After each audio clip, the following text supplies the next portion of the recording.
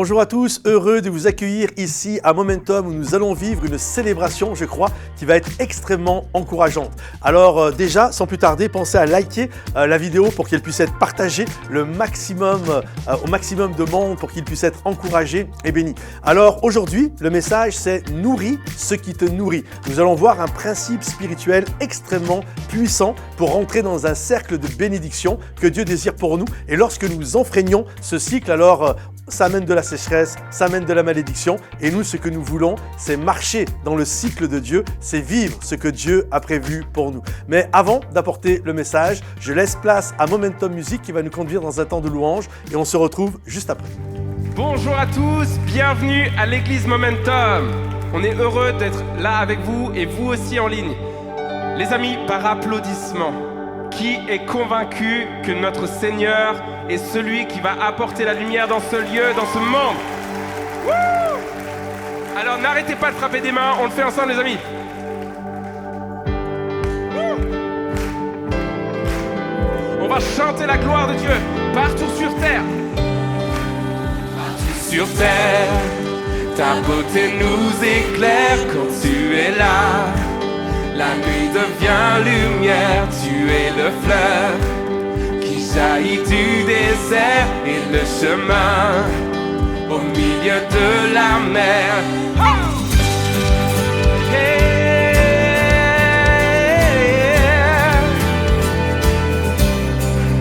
Partout sur terre, ta beauté nous éclaire quand tu es là. La nuit devient lumière, tu es le fleuve qui jaillit du désert et le chemin au milieu de la mer. Dieu, tu es la lumière, tu ne faiblis jamais, tu es l'espoir, oh tu vis en moi.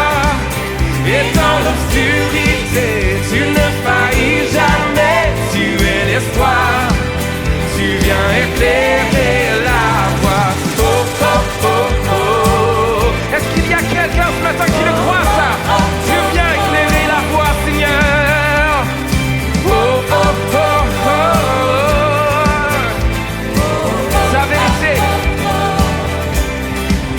Ta vérité me guide vers ton cœur. Je peux marcher vers toi malgré mes peurs. Être avec toi, rien n'a plus de valeur. Jour après jour, je vis dans ta splendeur. Dieu, tu es la lumière, tu ne faiblis jamais. Tu es l'espoir, tu vis en moi. Et dans l'obscurité, tu ne faillis jamais. Tu es l'espoir, tu viens éclairer la voie. Oh, oh, oh, oh. Oui, tu viens éclairer ma voie, Seigneur. Alléluia.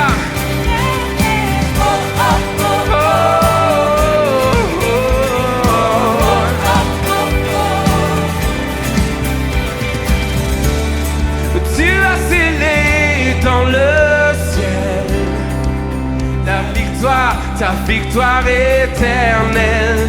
Tu as gravé dans mon cœur ton amour pour toujours. Tu as scellé dans le ciel ta victoire éternelle. Tu as gravé dans mon cœur ton amour. Oh, oh, oh, oh, oh.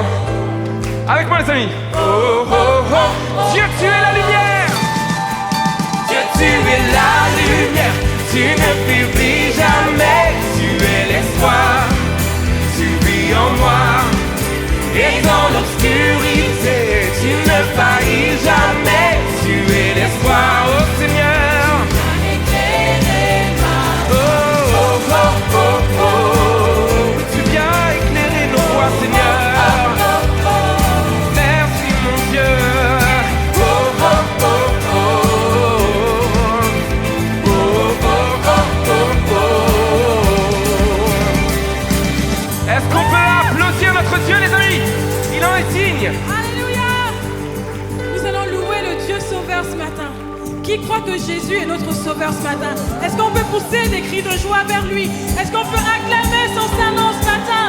Alléluia, nous allons tous ensemble le proclamer. Tu es notre Dieu, Seigneur. Alléluia.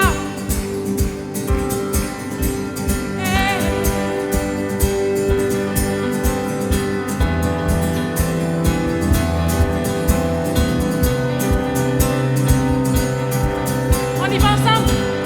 Miséricordieux. Miséricordieux, grâce incomparable, amour véritable, je t'exalte, tu es Yeshua, Dieu sauveur. Précieux Fils unique, beauté sans pareil, sagesse insondable, je t'exalte, tu es Yeshua, Dieu sauveur.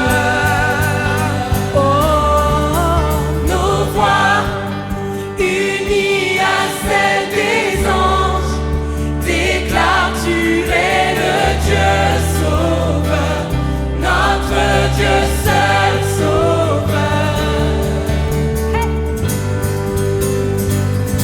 On y va ensemble, toujours invaincu. Toujours invaincu, héros triomphant, puissance absolue, je t'exalte, tu es Yeshua, Dieu sauveur. Lève ta voix, Église, ce matin, Nos voix, unies à celles des anges, déclarent tu es le Dieu sauveur, notre Dieu seul sauveur.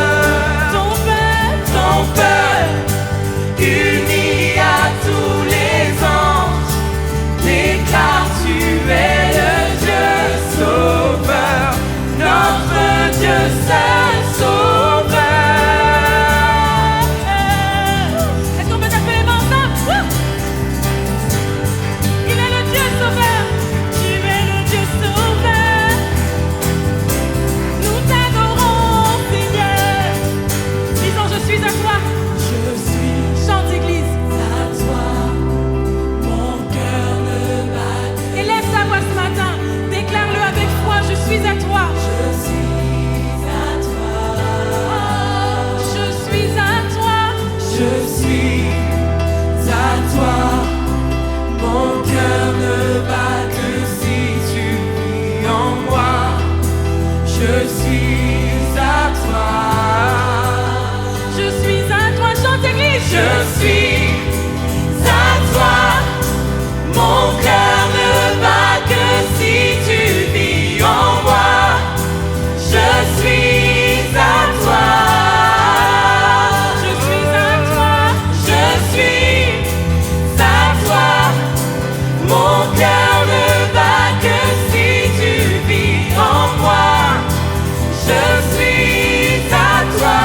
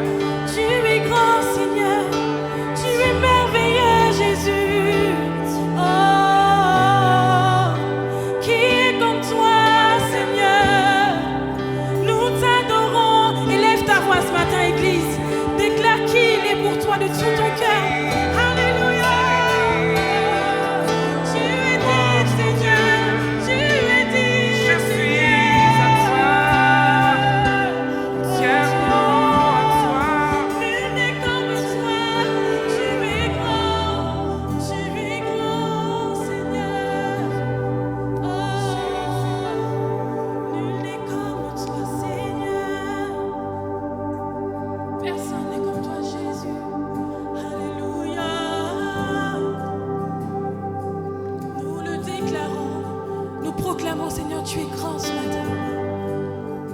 Personne n'est comme toi, Jésus. Nous voulons déclarer que ton nom est grand, au-dessus de toute situation, au-dessus de tout problème, au-dessus de n'importe quelle situation que nous passons. Tu es grand. De tout notre cœur, Église, chantons-le. Le roi dans sa beauté, vêtu de majesté, la terre est dans la joie, la terre est dans la joie, sa gloire resplendit,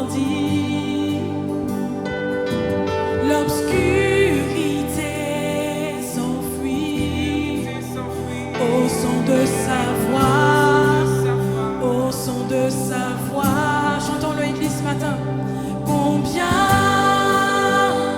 Dieu est grand, chantons-le, combien Dieu est grand, et tous verront combien Dieu est grand. Car d'âge en âge il vit, alléluia. Car d'âge en âge il vit,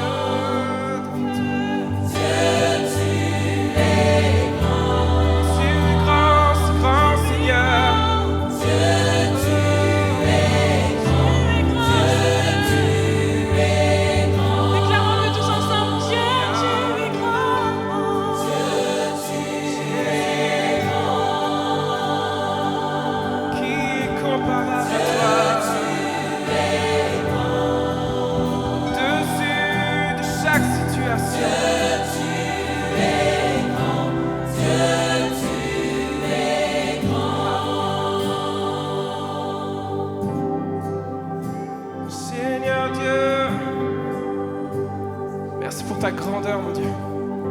Merci parce que tu es au-delà de tout ce qui nous rattache à cette terre, Seigneur. Au-delà de nos problèmes, au-delà de nos contraintes, au-delà de la maladie, au-delà de l'addiction.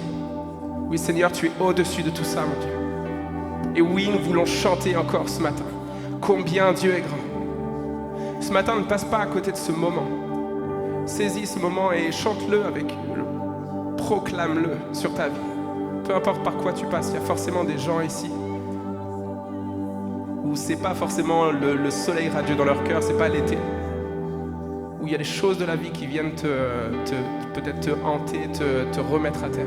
Ce matin, juste pars pas de cet endroit sans proclamer que Dieu est plus grand que ça. Dieu est plus grand que la dépression. Dieu est plus grand que ta maladie. Dieu est plus grand que ta solitude. Dieu est plus grand que ton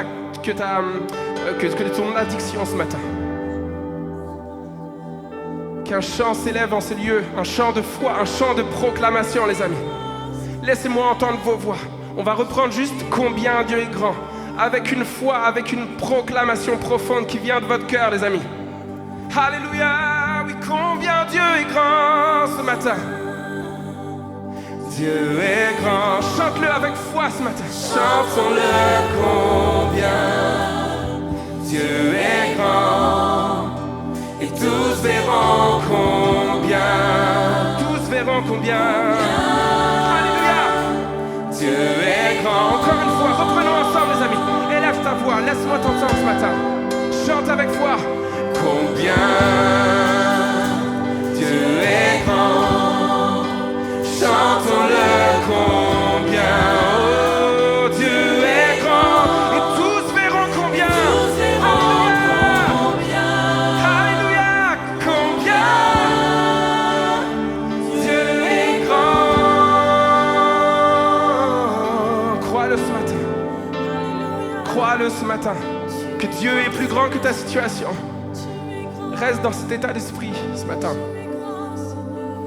On va continuer à élever nos voix, les amis. Et peut-être que si tu n'as pas la force de proclamer ça sur ta vie, il y a une personne à côté de toi qui est capable de le chanter. Donc les amis, ce matin, je veux juste que dans ce lieu résonne une prière de foi. Une prière de foi pour ton voisin, pour ta voisine, pour toi-même, pour ta vie. Si tu es capable de chanter ça ce matin, chante-le. Toi seul est ma force. Toi seul me restaure. Mon secours est en toi, ici et maintenant. Pas demain, pas tout à l'heure, ici et maintenant. Mon secours est en toi, Seigneur.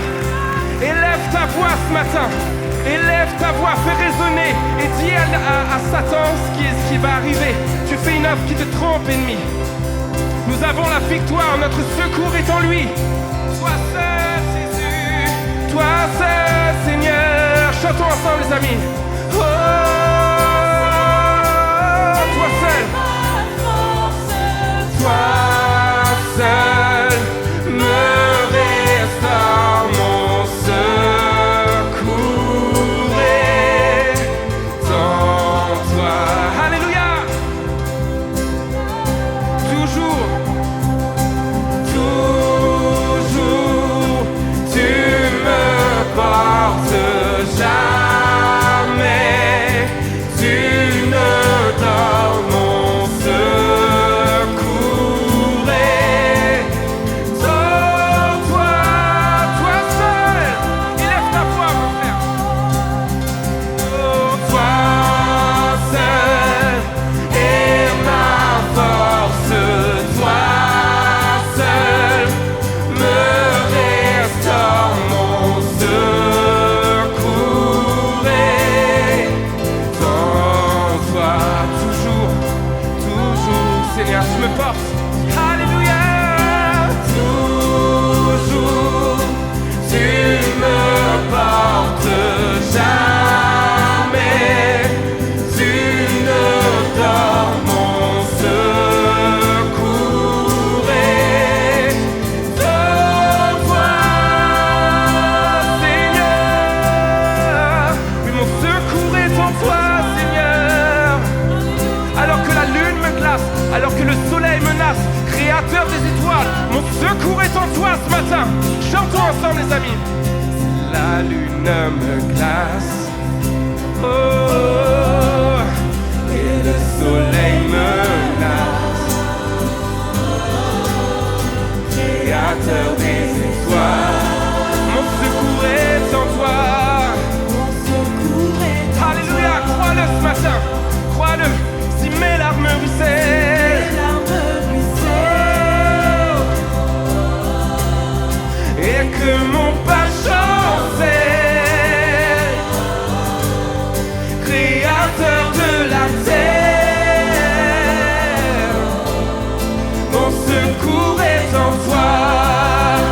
Oh, je lève les yeux vers les hauts sommets. Toi seul est mon Dieu, oui, toi seul est mon Dieu, et je proclamerai.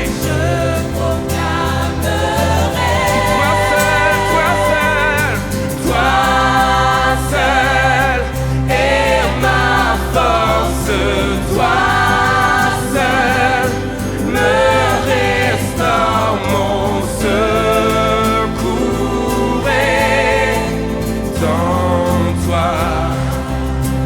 Alléluia. Toujours tu me portes, jamais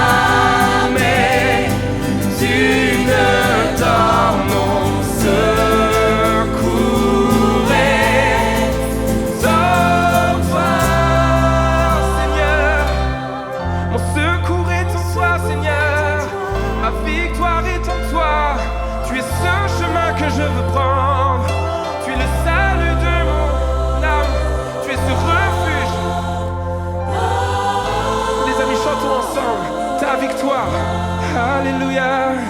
Ta victoire, mon espoir, ton chemin, mon destin, ton salut, mon refuge, tout est en toi. Ta victoire, mon espoir, ton chemin, mon destin, ton salut, mon refuge, tout est en toi. Ta victoire, mon espoir, ton chemin, mon destin, ton salut, mon refuge, tout est en toi. Ta victoire, mon espoir, ton chemin, mon destin, ton salut, mon refuge, tout est en toi.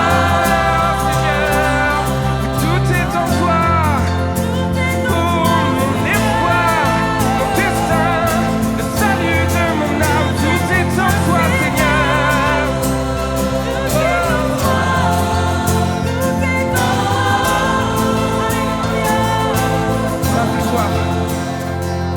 Ta victoire, mon espoir, ton chemin, mon destin, ton salut, mon refuge, tout est en toi. Ta victoire, mon espoir, ton chemin, mon destin, ton salut, mon refuge, tout. Encore une fois, les amis, laissez-moi vous entendre. Ta victoire, mon espoir, ton chemin, mon destin, ton salut, mon refuge, tout est en toi. Ta victoire, mon espoir, ton chemin. Que chant s'élève dans ce lieu. Proclame, proclame. Alléluia.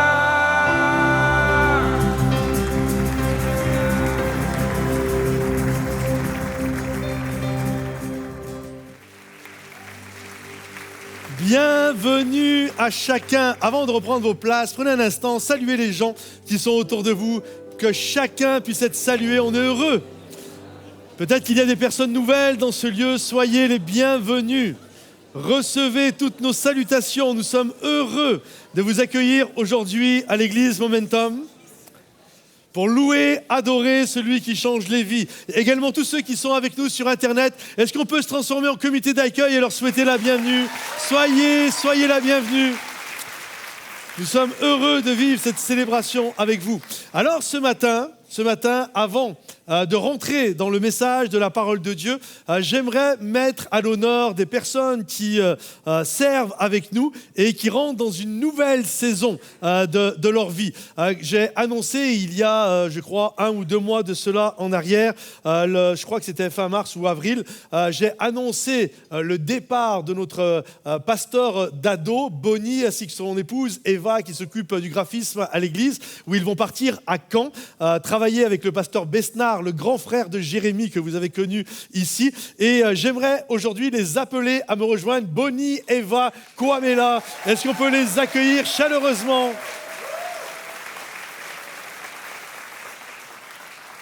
Bonnie est le pasteur des ados avec toute une équipe et Eva est la personne qui s'occupe du graphisme à l'église. On lui doit la pochette de l'album Sanctuaire et plein de choses qui se font au niveau graphique. Alors vraiment, applaudissez-les pour de vrai, s'il vous plaît. Tout ce qu'ils ont fait, tout ce qu'ils ont accompli. Ils sont beaux en plus. Et donc, Bonnie et Eva vont bientôt partir. C'est le dernier dimanche avec nous. Donc, tout à l'heure, pensez bien à aller les saluer également. Et puis aussi, rentrent. Alors, ils ne quittent pas l'église. En tout cas, ils ne partent pas dans une autre église pour l'instant. Et ils rentrent juste dans une nouvelle saison. J'invite à me rejoindre ici Ben et Pauline Giraud, pasteurs de Momentum Jeunesse.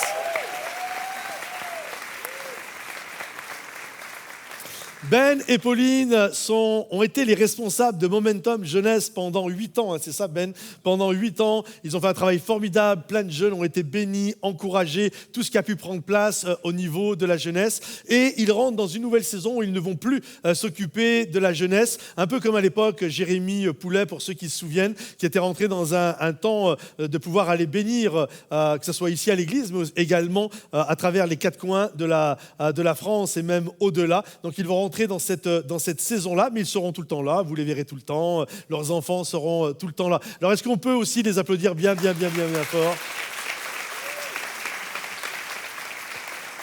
Et j'ai un cadeau à leur remettre de la part de toute l'Église, que je ne me trompe pas. C'est une entrée pour chacun d'entre eux, c'est une entrée au parc d'Astérix. Vous allez pouvoir vous éclater, les amis.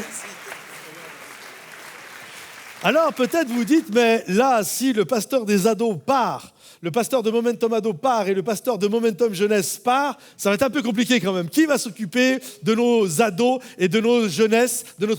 J'invite à me rejoindre Néhémie et Katia Noquet, avec mon épouse Roselyne.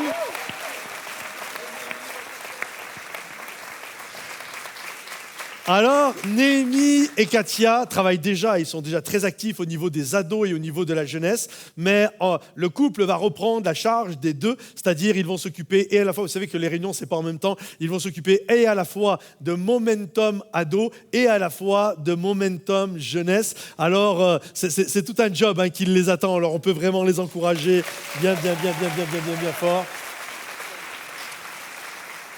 Et pour vous, mesdames, on a mon épouse Roselyne, si tu peux transmettre les beaux bouquets de fleurs pour chacun d'entre eux. 3 bouquets de fleurs. Et on peut encore applaudir. Comme tout à l'heure, le pianiste nous a abandonnés. Et j'aimerais vraiment qu'on puisse prendre un temps, prier pour eux, prier pour la nouvelle saison dans laquelle ils rentrent, parce qu'ils rentrent vraiment dans une nouvelle saison, que ce soit Bonnie et Eva qui partent à Caen avec un déménagement, c'est jamais simple ces choses-là, que ce soit Ben et Pauline de tourner non, c'est pas que Caen, mais pas bien. C'est que la Bretagne, oui, il va pleuvoir quoi qu'en ce moment ici, en ce moment. C'est la Normandie. Oh là là, excusez-moi les Bretons, tous les Normands et les Bretons qui m'écoutaient, faites-moi grâce.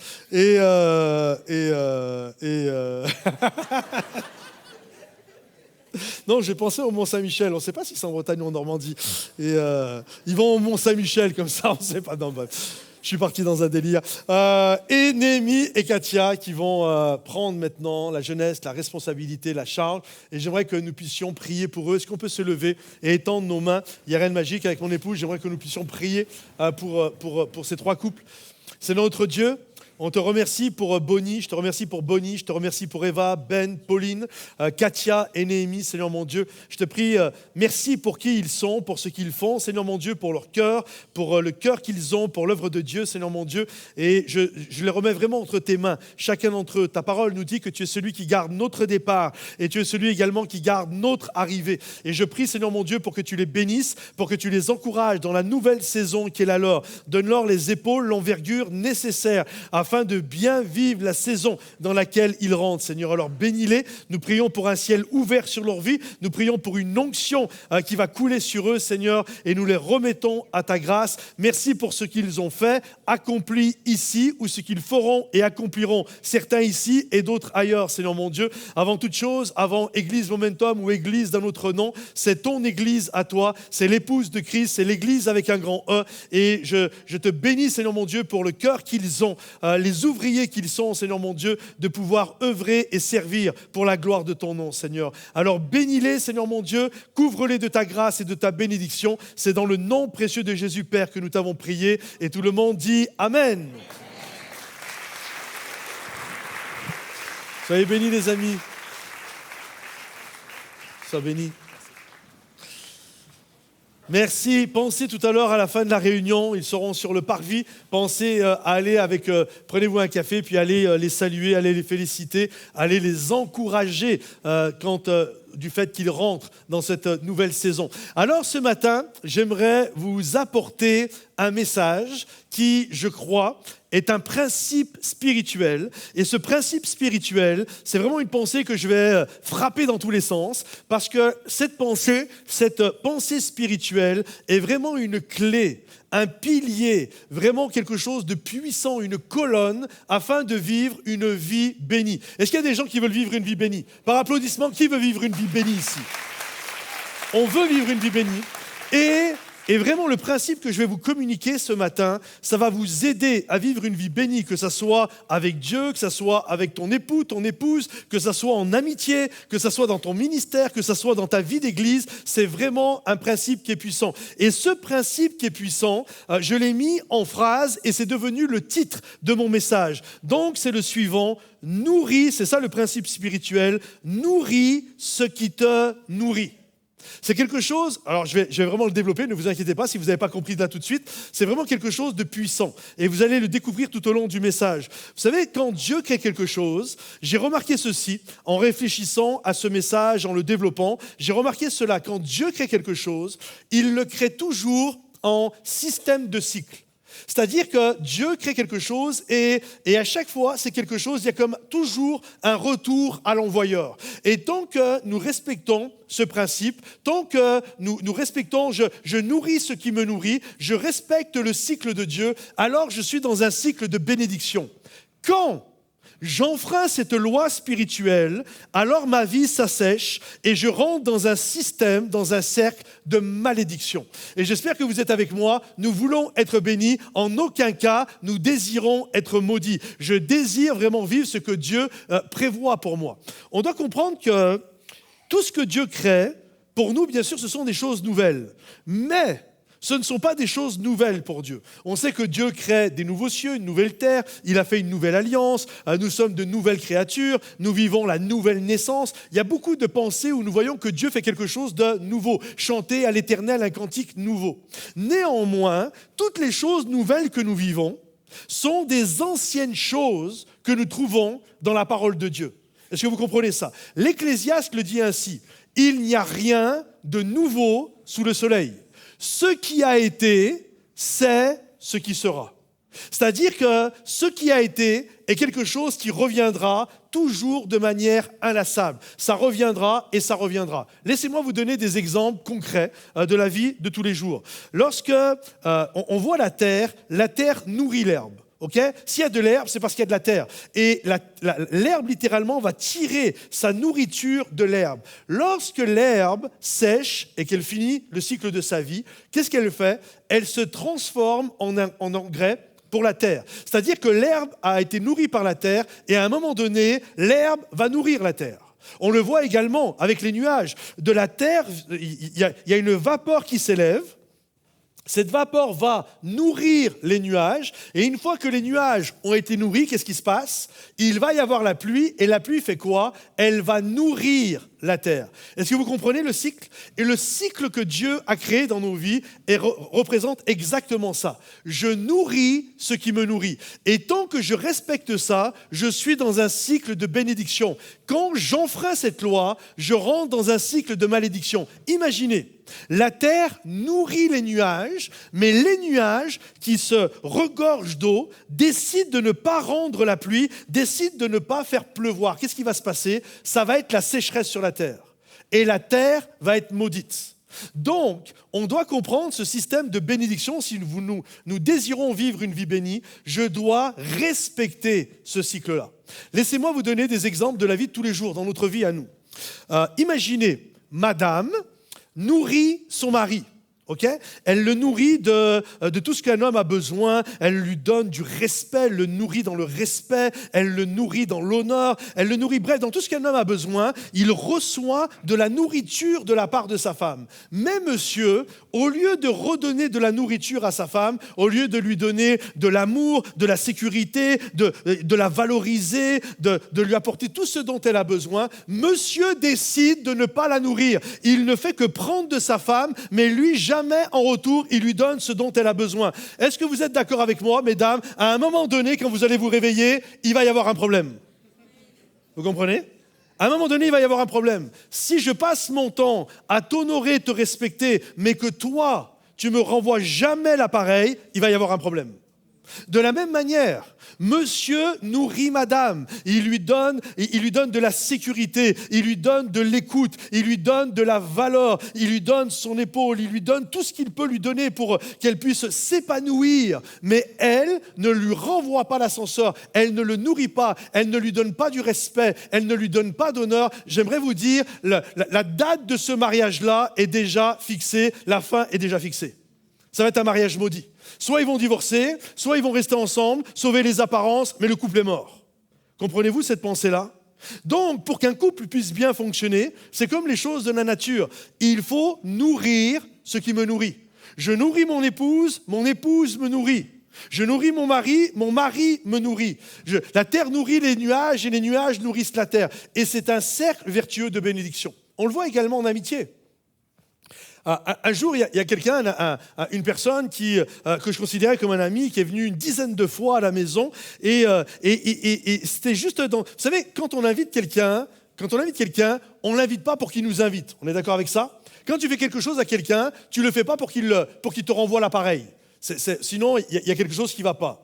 Néanmoins, une fois que j'ai dit ça, quand ça fait 10 fois que tu invites quelqu'un, on est d'accord que quand même, tu attends un petit peu qu'il t'invite aussi. Parce que qu'est-ce qui se passe? Il y en a, ils ont réagi.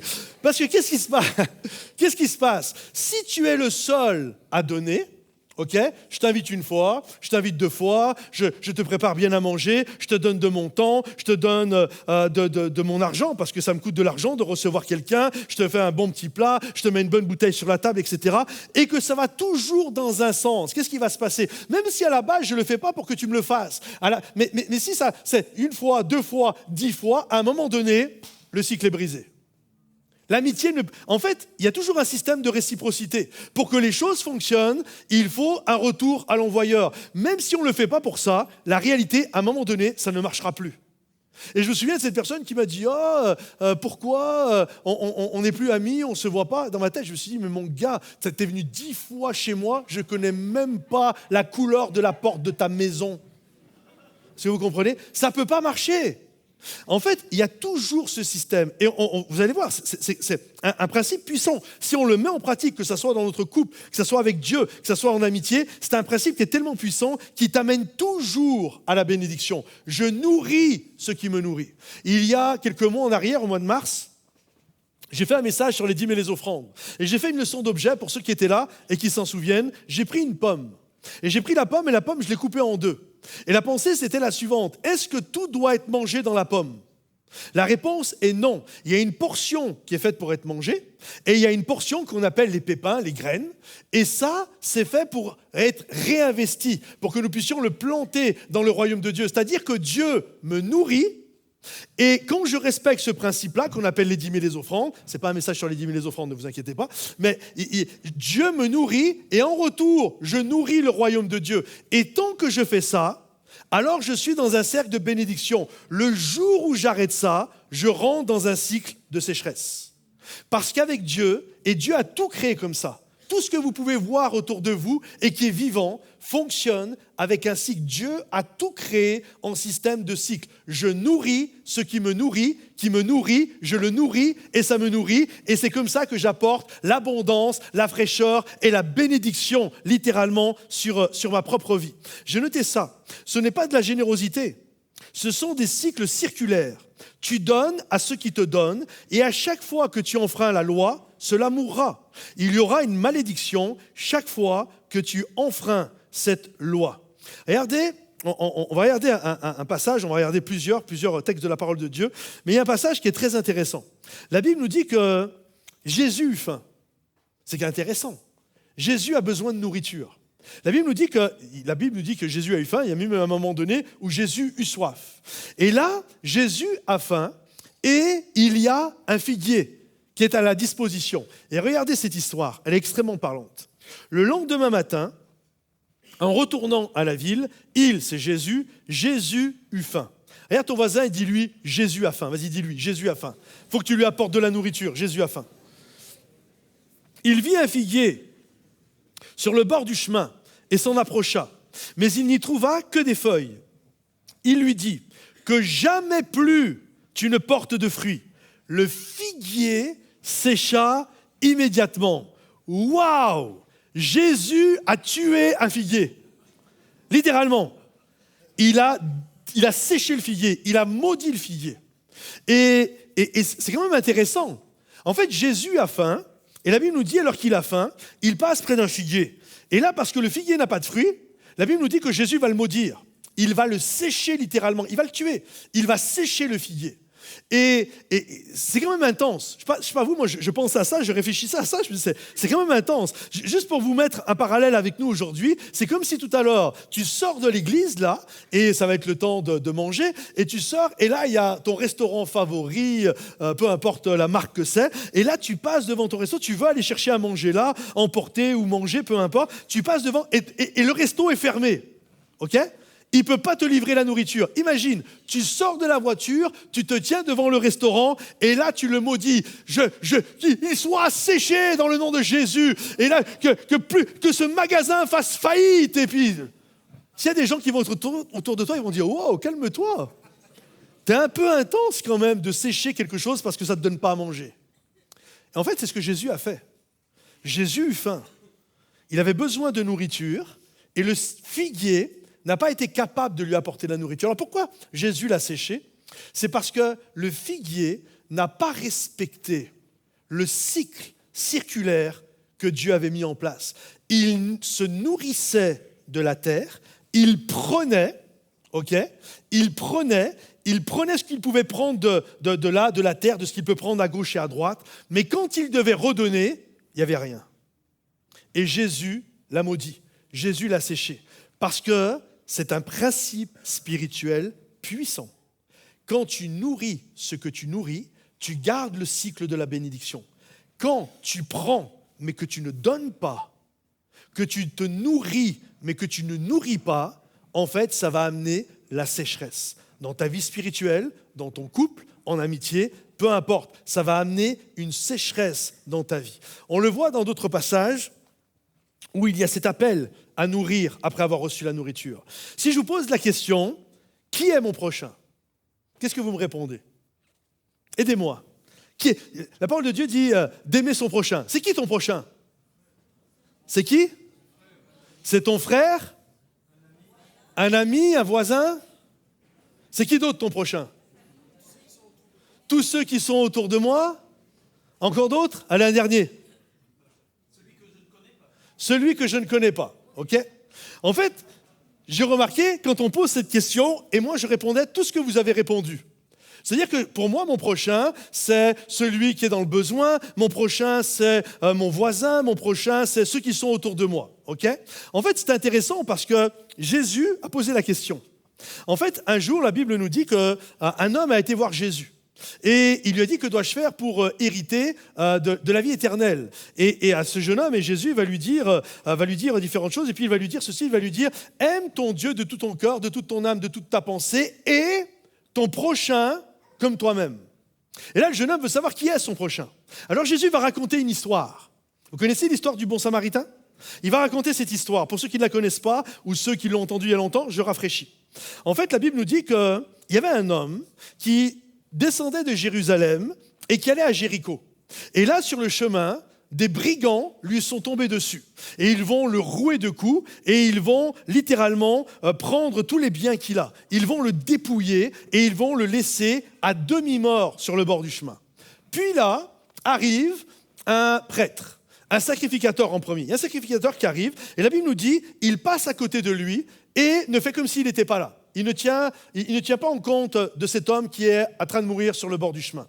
Puis il y a un deuxième qui arrive, un prêtre. Et là, pareil, le prêtre passe à côté et ils ne font pas attention. Puis arrive un samaritain. Que fait le samaritain? La Bible nous dit que le samaritain va nourrir cet homme. Il va le nourrir d'amour, de guérison, de compassion. La Bible nous dit qu'il va prendre de l'alcool, il va prendre de l'huile, il va nettoyer ses plaies, il va poser un onguent sur lui, il va amener un bandage, puis il va le prendre, il va le mettre sur sa monture, puis il va l'amener à un hôtel. Et là, il va tout payer. Il va payer pour qu'il puisse passer une bonne nuit de repos, il va payer pour sa nourriture. Bref, cet homme va nourrir ce samaritain va nourrir cet homme qui était à moitié mort sur le chemin. Et puis Jésus va dire au jeune homme, qui a été le prochain? Et Jésus a répondu quoi? Jésus a posé la question, qui a été le prochain? Et le jeune homme a dit, celui qui a été le prochain, c'est pas celui qui était sur le bord du chemin, c'est pas ton voisin, c'est pas ta voisine, c'est pas tous ceux qui sont autour de toi. Il va dire, de tous ceux qui étaient là, celui qui a été vraiment le prochain de l'autre, ça a été le bon samaritain. C'est celui qui a nourri l'autre. Et Jésus va répondre ceci, va et fais de même. Donc, la pensée est la suivante. Qui tu dois aimer comme toi-même? Ceux qui te nourrissent. Ta femme qui te nourrit, ton ami qui te nourrit, les gens au niveau du ciel, c'est eux qui sont tes prochains. Ton prochain, ce n'est pas tout le monde. Ton prochain, le passage, vous pouvez le lire tranquillement chez vous, c'est dans le livre de Luc, vous pourrez regarder ça tranquillement, je ne vous dis pas de bêtises. Ton prochain, ce n'est pas tout le monde. Ton prochain, c'est celui qui te nourrit. Maintenant, ça ne veut pas dire qu'on doit laisser sur le bord du chemin celui qui est en train de mourir, parce que la pensée est la suivante, va et fais de même. C'est-à-dire que toi, après avoir reçu la nourriture qui t'a aidé à guérir, qui t'a aidé à relever la tête, qui t'a donné de la force et du courage pour aller de l'avant, toi qui as reçu la nourriture, maintenant ton job à toi, ton ministère à toi, c'est quoi maintenant? Qu'est-ce que tu dois faire? Maintenant, je dois aller et faire de même. C'est-à-dire que de la même manière qu'on m'a nourri, je dois apporter la nourriture, la guérison, la consolation, le besoin à ceux et celles qui sont autour de moi. J'ai 2 amen. Est-ce que vous comprenez la pensée? La pensée, c'est je reçois la nourriture et je dois comprendre que la bénédiction ne doit pas stagner. Si je veux rester dans un cercle vertueux, dans un cercle qui amène la vie, je reçois de la nourriture et toi, je vais et je fais de même. J'apporte la bénédiction autour de moi. J'apporte la grâce. Quand Dieu a tout créé, il a tout créé et que la lumière soit, et ensuite il a créé l'homme et la femme, il a tout créé et il leur a dit, produisez. J'ai tout fait pour vous. Je vous donne les fruits des champs, etc. Je vous nourris. Maintenant, vous nourrissez, produisez, accomplissez, faites des choses. Et je crois vraiment à ce principe puissant. Je crois vraiment que si on le met en pratique dans nos vies, que ce soit en amour, dans notre couple, que ce soit en amitié, que ce soit avec Dieu, que ce soit envers notre prochain et envers ceux qui ont besoin, je crois vraiment que quand nous mettons en pratique ce principe, je crois vraiment que ça apporte une bénédiction puissante dans nos vies et que ceux qui le croient disent Amen et applaudissent bien fort.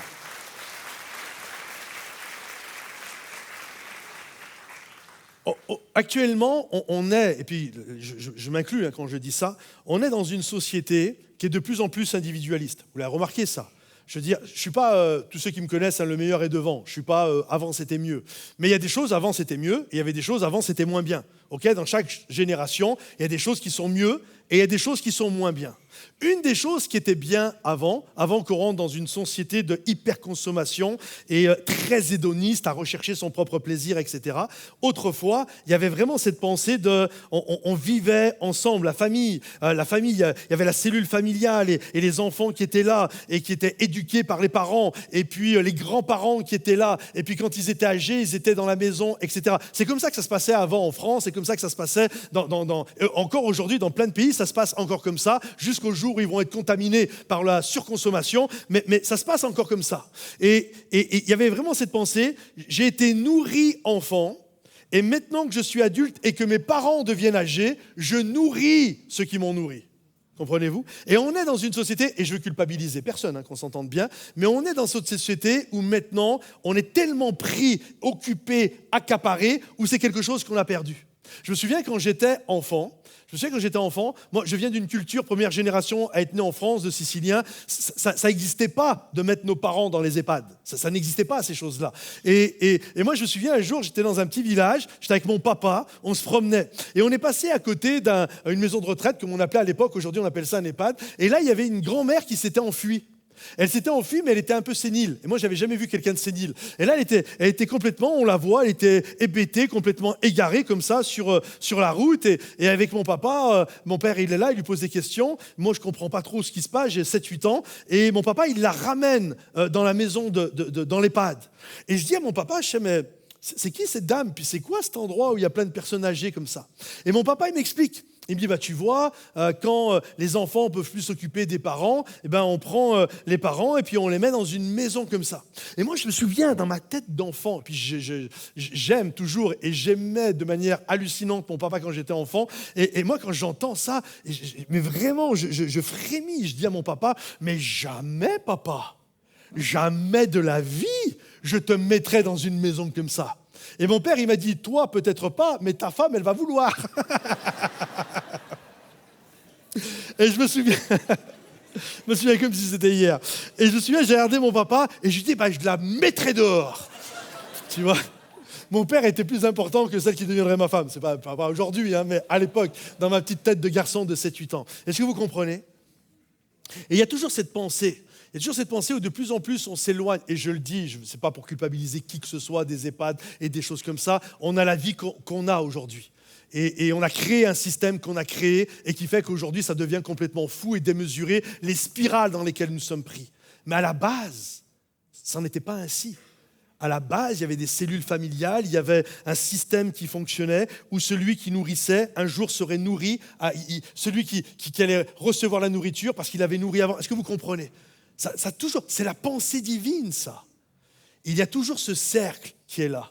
Je nourris ce qui me nourrit. Que ce soit dans ma famille, que ce soit en amour, que ce soit dans le ministère, que ce soit dans tout ce que Dieu a créé. Tu donnes à ceux qui te donnent. Et chaque fois que tu enfreins la loi, cela mourra. Je crois que le non-respect, littéralement, de cette loi de réciprocité entraîne dans nos vies, littéralement, ça entraîne toutes sortes de catastrophes. Mais quand nous le faisons, ça maintient un équilibre qui est bon et qui est sain. J'ai noté ceci, c'est Paul qui dit ceci, Galates 6-7, ne vous y trompez pas, Dieu ne se laisse pas ridiculiser. C'est fort. Dieu dit, les amis, c'est Paul qui dit, comprenez ceci les amis, Dieu ne va pas se laisser ridiculiser. Okay? Ce qu'un homme sème, il le récoltera aussi. Vraiment, je vais développer pour qu'on puisse vraiment comprendre cette pensée. Imaginez, tu vas au restaurant, ok? Tu es au resto, tu manges, et donc le restaurateur, qu'est-ce qu'il fait? Il t'apporte à manger. Toi, tu commandes, et il t'apporte à manger. Donc le restaurateur te nourrit, ok? Littéralement, dans le vrai sens du terme, premier du terme, il apporte de la nourriture. Il t'apporte de la nourriture, tu manges, plat, entrée, dessert, etc. Tu manges. Quand tu as fini de manger, qu'est-ce qui se passe? Le restaurateur vient, et il t'apporte l'addition. En d'autres termes, qu'est-ce que le restaurateur est en train de dire? Je t'ai nourri et maintenant, c'est à toi de me nourrir. Et si tu ne me nourris pas, si tu ne payes pas l'addition, je ne me laisserai pas ridiculiser. Je vais appeler la police, mais crois-moi que tu vas la payer, l'addition. Comprenez-vous? Personne ici, personne, que ce soit le restaurateur, que ce soit un mari, que ce soit une épouse, que ce soit un ami, que ce soit Dieu, personne ne désire se laisser ridiculiser. Comment ça, je te nourris et toi, tu n'es pas capable de me nourrir en retour? Tu veux briser le cycle de la bénédiction? Ne vous y trompez pas. Dieu ne se laisse pas ridiculiser. Quand Jésus a faim, croyez-moi que ça a été une mauvaise idée que le figuier a eue de ne pas lui donner un fruit. Vraiment. Il a voulu ridiculiser Dieu et il s'est retrouvé asséché. Il y a un appel, j'ai noté ça, à nourrir tout ce qui nous nourrit. Cela signifie qu'il est crucial d'investir dans ce qui nous soutient, que ce soit des relations, des projets ou littéralement des ressources. Si je fais un parallèle à l'Église, sans faire un message sur les dîmes et les offrandes, si l'Église Momentum te nourrit, je crois qu'il est normal de nourrir l'Église Momentum. Il y en a là, vous étiez à 2 doigts d'applaudir, je vous sens là, je vous sens. Comprenez-vous? Ceux qui m'écoutent sur Internet, si l'Église Momentum te nourrit, si tu es nourri par les starters, les célébrations, Momentum Music, etc., il est normal de nourrir celui qui te nourrit. C'est un juste retour des choses. C'est ce que Dieu dit, je ne me laisserai pas ridiculiser. Tu vas récolter littéralement ce que tu as semé. Si je vais dans un resto, toujours le même que tout à l'heure, et que je m'assois, que je mange à satiété, une fois que j'ai bien fini de manger, je regarde ma femme et je lui dis, j'ai la peau du ventre bien tendue. J'ai bien mangé. Là, après avoir bien mangé, je fais mon petit rot. Je sais pas, je rote pas, mais je serais capable de le faire. Mais imaginez. Et là, je prends ma petite serviette, je m'essuie la bouche comme ça, et je dis à ma femme, viens, on se lève et on part. À votre avis, est-ce que le restaurateur va se laisser ridiculiser? Absolument pas. Mon gars, si tu as mangé, il faut que tu payes l'addition. C'est comme ça que le système fonctionne. Le système de bénédiction. Je nourris ce qui me nourrit. La terre nourrit les nuages et les nuages nourrissent la terre. Je nourris le restaurateur et le restaurateur me nourrit. Je suis nourri par l'Église et l'Église me nourrit, etc. Et je nourris l'Église. Et je nourris ma femme et ma femme me nourrit. Je nourris mes amis et mes amis me nourrissent. Quand j'enfreins cette loi, j'amène la sécheresse. C'est une loi puissante, mes amis. Si tu veux vivre la fraîcheur, la bénédiction, dans chaque aspect de ta vie. C'est un principe spirituel qui va au-delà même de ce que nous pouvons penser. Retournons à la Bible parce que je veux que vous lisiez ceci, que vous compreniez ceci. Chacun portera sa propre responsabilité. Que celui à qui l'on enseigne la parole donne une part à tous ses biens à celui qui l'enseigne. Sans vouloir tirer la couverture à mon côté, mais pour que vous puissiez bien comprendre ce qu'il est dit ici. Il est dit ceci, pour ceux qui se demandent si, admettons, j'ai jamais entendu ça dans l'église, hein, vraiment il y a une belle mentalité, donc je ne suis pas en train de régler quelque chose. Mais des moments on est là, mais où c'est écrit dans la Bible que les pasteurs devraient être rémunérés, etc. C'est écrit là, c'est Galates 6, que celui à qui l'on enseigne la parole, c'est-à-dire celui qui reçoit l'enseignement à travers un message, donne une part de ses biens à celui qui l'a enseigné. Comprenez-vous? Et la raison pour laquelle Paul parle de ça, c'est parce qu'à l'époque de l'Église primitive, en fait, il y avait l'apôtre Pierre, l'apôtre Jacques, Jean, etc., etc. À un moment donné, ils se sont dit, il est convenable qu'on se retrouve ensemble. Pas convenable qu'on fasse plein d'autres choses, mais il faut qu'on se tienne devant Dieu, qu'on soit nourri par Dieu, afin que nous puissions apporter la nourriture au peuple. Et là, en fait, en faisant ça, c'est pour ça que Paul dit, si vous désirez qu'il y ait des gens qui puissent apporter la nourriture, il faut apporter de la nourriture à ceux qui apportent la nourriture. Est-ce que vous comprenez? C'est toujours le système. Toujours le cycle circulaire. Ça tourne, je donne, je reçois et je donne. Et c'est ainsi que je vis la bénédiction. J'ai demandé aux musiciens s'ils peuvent revenir, s'il vous plaît. Ce qu'un homme aura semé, il le récoltera aussi. Écoutez, mes amis, arrête. L'année passée, il y a 1 an de ça en arrière, je pense que c'était quasiment 1 an jour pour jour, j'ai apporté un message qui s'intitulait « Arrête de nourrir ce qui te détruit et nourris ce qui te nourrit ». Le problème que nous avons en tant que peuple de Dieu, le problème que nous avons en tant qu'enfants de Dieu, le problème que nous avons en tant que père, en tant que mari, en tant qu'épouse, en tant que ministère, c'est que nous nous nourrissons de choses qui nous détruisent et qui n'apportent rien de bon dans nos vies. Ça peut être des pensées sensuelles, ça peut être de la colère, ça peut être de la haine, ça peut être du matériel vidéo inapproprié. Je me nourris de choses qui sont littéralement en train de détruire ma vie, plutôt que de nourrir ce qui me nourrit dans le bon. Plutôt que de nourrir Dieu, Jésus a toujours faim. Jésus a faim, il eut faim. Plutôt que de nourrir Dieu parce qu'il est celui qui me nourrit, plutôt que de nourrir mon époux ou mon épouse. On est d'accord, mesdames, que quand tu nourris ton mari et que s'il y a quelqu'un qui doit aller au resto, tu sais, des moments, le mari se fait nourrir par sa femme et puis il amène des copains au resto ou quand il fait des cadeaux, c'est à d'autres qu'il le fait. Mesdames, vous êtes d'accord avec moi? Quand c'est toi qui as nourri ton mari, s'il y a quelqu'un qui doit aller au resto, c'est toi. S'il y a quelqu'un qui doit recevoir un beau bijou, c'est toi. Est-ce qu'il y a des dames qui sont d'accord avec ça? J'arrête de nourrir. Et pareil, pour les messieurs, on pourrait faire l'inverse. J'arrête de nourrir.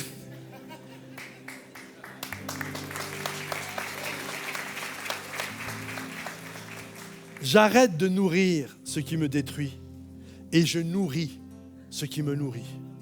Je nourris ce qui m'étire.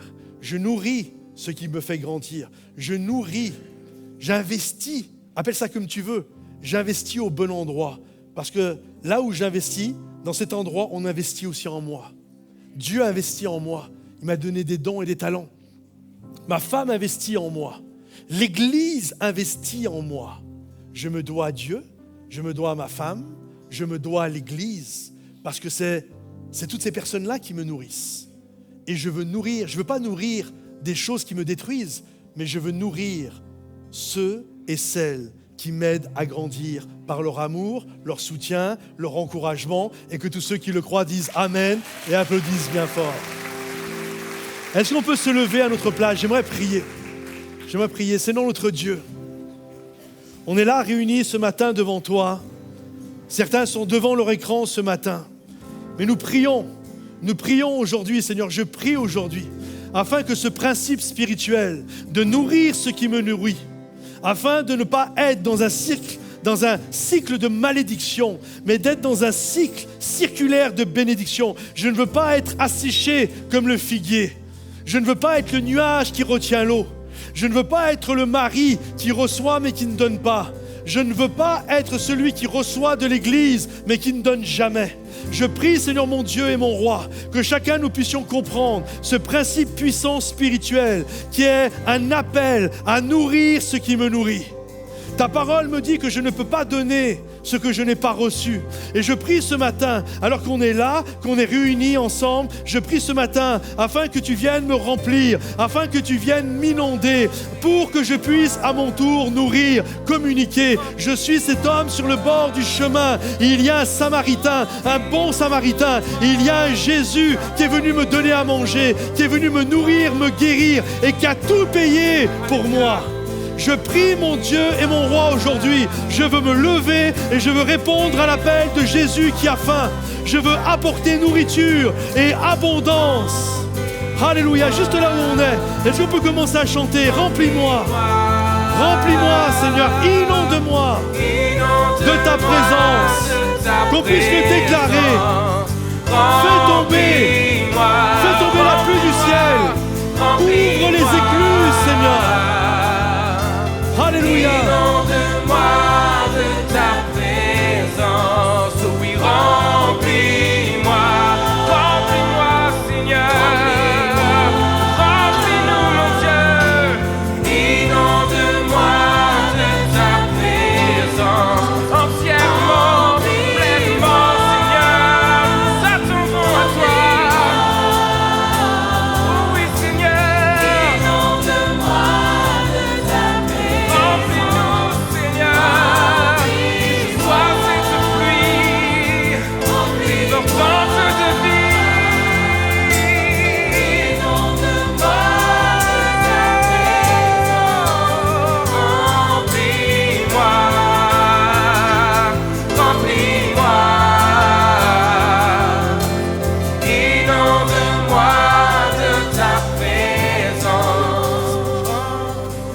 Alléluia. J'aimerais faire une prière.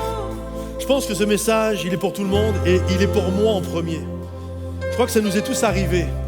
Et moi le premier, en toute humilité, de s'être nourri de choses qui nous détruisent.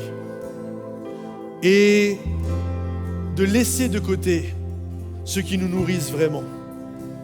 De laisser de côté notre relation avec Dieu ou de ne pas rendre à son épouse ou à son époux ce qu'elle nous a donné. Et j'aimerais ce matin que nous puissions prier ensemble afin d'être conscientisés de ces choses-là et de dire aujourd'hui, je prends la décision de nourrir ce qui me nourrit. J'aimerais prier et j'aimerais que vous puissiez répéter après moi avec force et conviction, d'accord ? Répétez après moi. Seigneur Jésus, je viens devant toi afin que tu me nourrisses.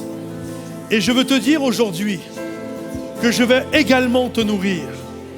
Je veux répondre à l'appel de Jésus qui a faim. Je veux te donner ma nourriture. Je veux nourrir mon épouse. Je veux nourrir mon époux. Je veux nourrir mes parents. Je veux nourrir mes enfants. Je veux nourrir tous ceux qui me nourrissent, Seigneur. Je ne veux pas être dans un cycle qui va m'assécher.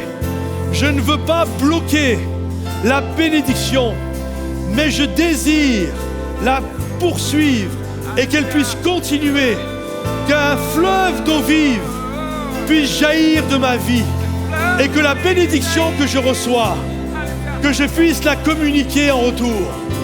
Dans le nom de Jésus, Père, je t'ai prié et tout le monde dit Amen et Amen.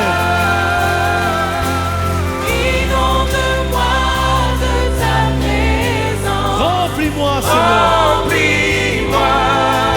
Alléluia, Seigneur Jésus. Remplis-moi. Inonde-moi de ta présence. Ouvre les écluses, Seigneur. Fais tomber la pluie du ciel. Viens désaltérer la terre asséchée, afin que les jardins qui ont été complètement ravagés puissent être comme des jardins d'Éden. Que nous puissions porter du fruit qui va nourrir, Seigneur, ceux et celles qui sont autour de nous, Seigneur. Remplis-moi, remplis-moi, Seigneur. Inonde-moi de ta présence. Alléluia, Seigneur Jésus. Seigneur mon Dieu, je te prie pour chaque homme, chaque femme, chaque jeune homme, chaque jeune fille, chaque personne âgée dans ce lieu. Je prie pour des hommes et des femmes qui vont être désaltérés par la pluie du ciel et qui vont porter du fruit pour la gloire de ton nom. Nous prions, Seigneur mon Dieu, pour une église qui continue à respecter le cycle, Seigneur mon Dieu, circulaire de la bénédiction. C'est dans le nom précieux de Jésus, Père, que nous t'avons prié et que tous ceux qui croient en ce principe spirituel de nourrir ce qui nous nourrit disent Amen et acclament le roi des rois. Alléluia. J'espère que cette célébration vous a béni. Si c'est le cas, pensez à la liker, pensez à la partager peut-être pour des gens qui en auraient besoin. Également, merci pour votre générosité financière. Tous ceux qui désirent nous soutenir, c'est monofrande.fr ou alors vous avez juste à flasher le QR code qui apparaît sur l'écran ou monofrande.fr. Merci pour tout ce que vous nous donnez semaine après semaine. Ça nous aide à bâtir le royaume de Dieu, à faire avancer vraiment l'œuvre de Dieu. Alors merci pour votre générosité, merci pour tout ce que vous faites. Que Dieu vous bénisse mes amis et n'oubliez pas, nourrissez ce qui vous nourrit. À bientôt, bye bye.